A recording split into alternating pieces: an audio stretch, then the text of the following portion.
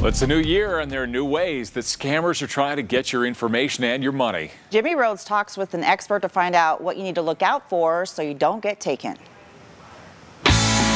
It's a new year with fresh opportunities and scams? Wait, no, scams are so 2020. There's always con artists out there. Fraud lawyer David Fleck says increased scam activity isn't about the calendar, it's about the pandemic. Somebody once said, never let a good crisis go to waste, and con artists think the same way. We're alerting you to the top cons coming in 2021, starting with unemployment scams. Con artists ramped up this scam in response to enhanced unemployment benefits. People could make $1,000 a week during the height of it, so there was an incentive for more con artists to jump into that game and take advantage of it. In California alone, $400 million in unemployment claims were paid out to people who are in prison. The mechanics of the scam are simple. Just lie on the government forms. By the time some kind of verification is made with the company, some checks have already been collected. And if you file enough of these, the amount of money can be substantial.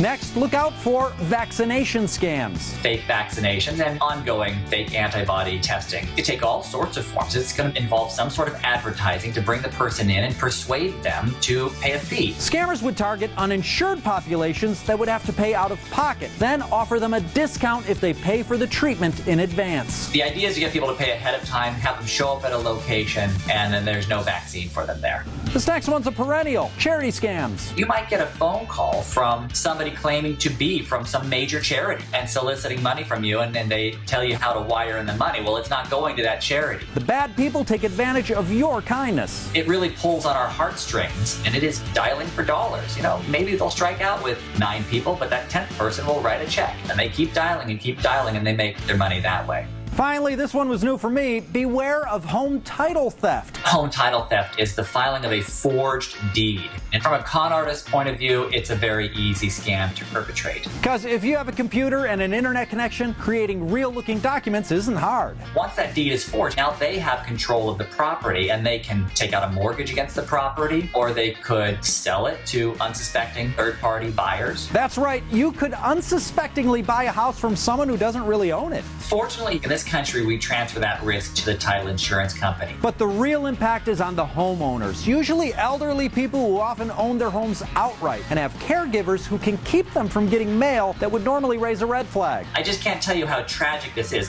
Even if they eventually get their home back, the amount of stress they undergo during the whole process, and it can drag out for years. It's not a quick process to remove a forged deed from the title chain of your house. And this scam seems to be on the uptick. I've talked to some insiders in the title insurance industry, and I've calculated a very rough estimate that about 1,500 cases of home title theft are reported every year. I suspect maybe 2 or 3 times that number go unreported or undiscovered. Keeping an eye out for 2021's top scams is at the top of the list.